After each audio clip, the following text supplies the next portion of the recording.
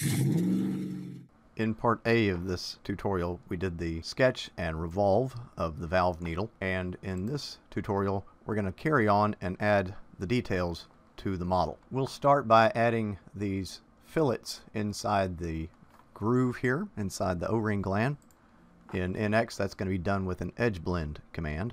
Now, it's important to know with features like this that we could do this as two separate features, but it's generally considered better form, best practice, if you'll add both of the edge blends that go together and do them as a single feature. So we can select multiple edges for a single edge blend feature, and we'll say OK. So we're not going to go into all of the different things that we could do with an edge blend. You'll notice that there's an awful lot of options that we could enable there, but all we need right now is a nice circular edge blend with a radius of 0.3. Next, we'll go ahead and add the chamfer.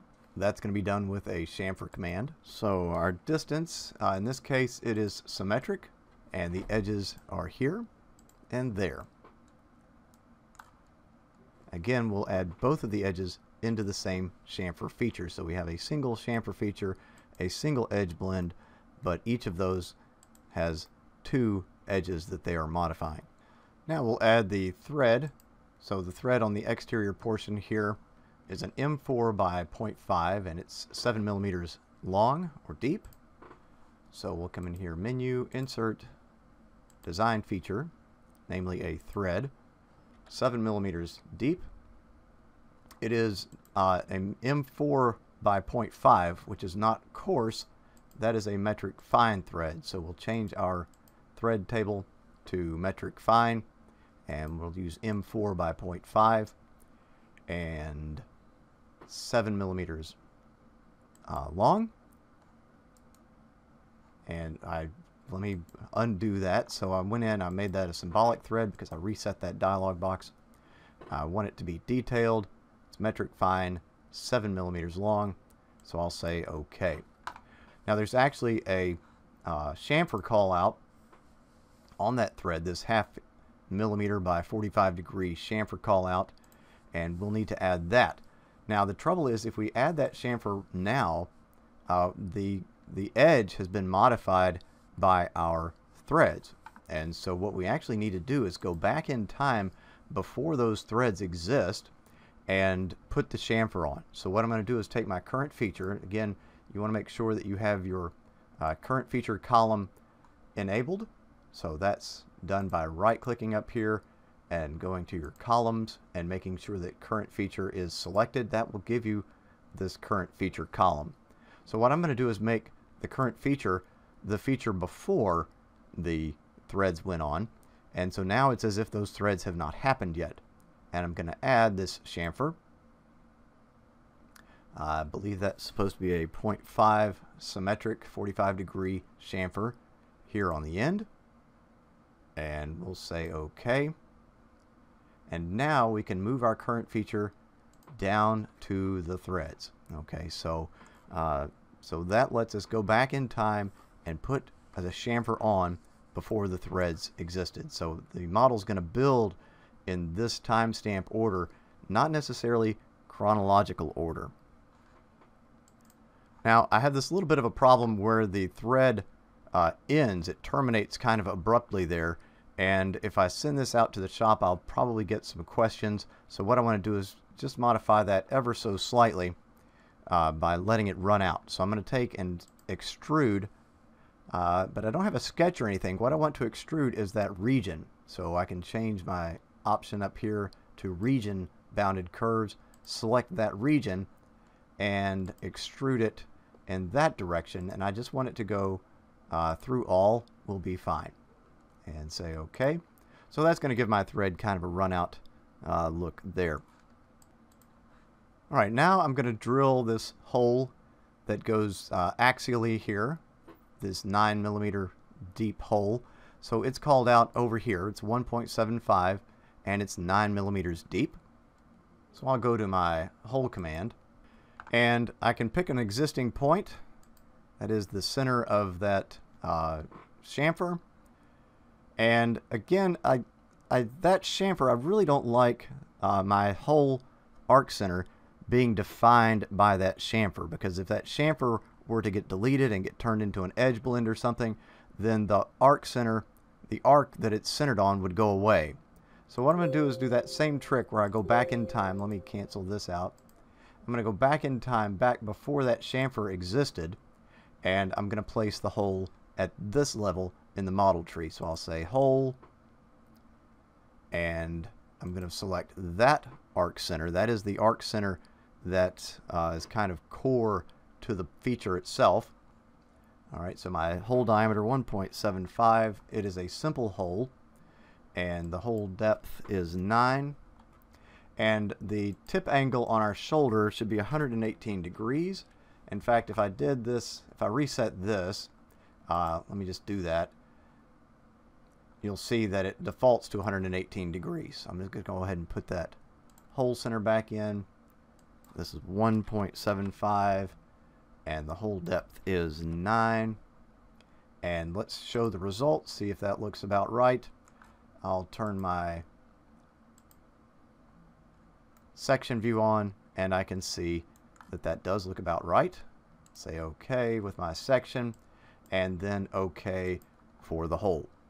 Then I can toggle my section off, on and off like that. Alright, so now I want to move my current feature down to the end again, and you see that everything updates nicely. So what that would let me do is completely eliminate, like this chamfer. I can take that chamfer and I can suppress it. When I right click and say suppress, which is off the screen right here, you see that that does not affect the hole that I just made. If I had made it the other way, where it was dependent on that chamfer, then it would have thrown an error. Alright, so now I want to go in and add the hole that goes in radially. So that's this hole, the one here, this M2 by 0.45 that is 5 millimeters deep with a chamfer on it. In order to make this hole, I need to have a plane. So when I go in to put a hole in, so if I say hole, you'll see that it will let me put it on where there are flat planes, but there's not a flat plane there. And so what I'm going to need to do, first of all, I want to make sure that I can see my datum CSIS. I'm going to show that. And there is not really anything that I need to orient with that hole except for this serration series that goes around the outside. So I'll want to make sure that those are oriented relative to each other. But right now I have a little bit of freedom as to where I locate that hole.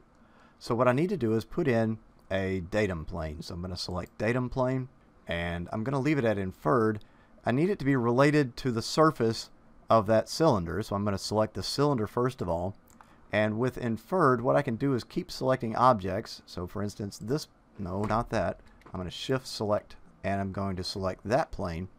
And now you can see that it's going to be a plane that is at a particular angle to that other plane. So it is tangent to the surface of the arc and at some angle to the datum plane. And what I want is actually 0 degrees, and I'm going to say OK.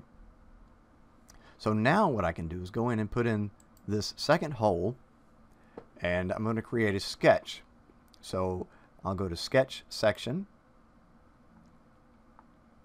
and the plane that I want to select is that plane that I just got through selecting. Once I start moving off of the primary datums, I like to be real careful about where I select my sketch origin. So in this case, my sketch origin, well, let me come out and look at my print.